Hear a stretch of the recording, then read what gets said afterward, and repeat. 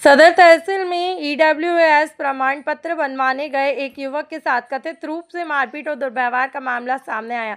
पीड़ित युवक ने आरोप लगाया है कि लेखपाल और नायब तहसीलदार समेत कई लोगों ने उसे बंधक बनाकर पीटा और जानकारी के अनुसार देहात कोतवाली क्षेत्र के ग्राम जमालपुर निवासी निपुण मिश्रा सदर तहसीलदार में ईडब्ल्यूएस प्रमाण पत्र बनवाने गए और आरोप है कि इसी दौरान लेखपाल सुधीर यादव सहित आधा दर्जन लोगों ने उसे दौड़ा-दौड़ाकर पीटा।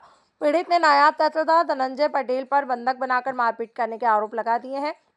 चश्मदीद के अनुसार युवक के साथ अभद्र भाषा का प्रयोग करते हुए जाति सूचक टिप्पणी की और बाहर से कुछ लोगों को बुलाकर उसकी पिटाई भी कराई। आरोप है कि 5,000 रुपए की रिश्वत देने की यह घटना।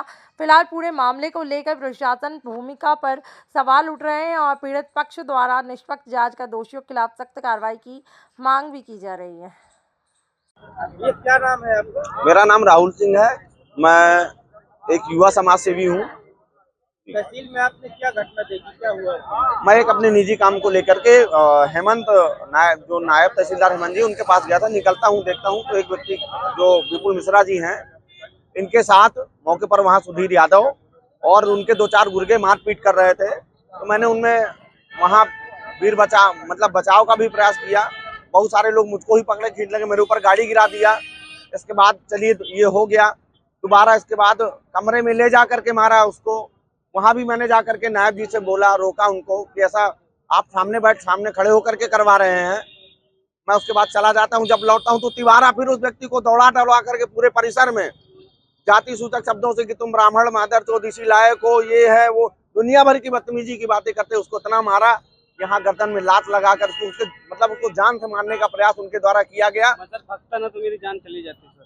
बहुत ही दुखद घटना है ये। ऐसा तहसील परिसर में नहीं होना चाहिए था बिल्कुल। कौन लोग थे मारने में आपने? मैं सुधीर यादव जी को जानता हूं जो लेखपाल हैं, और उनके साथ जो लड़के थे मैं उनको बिल्कुल नहीं जानता हूं।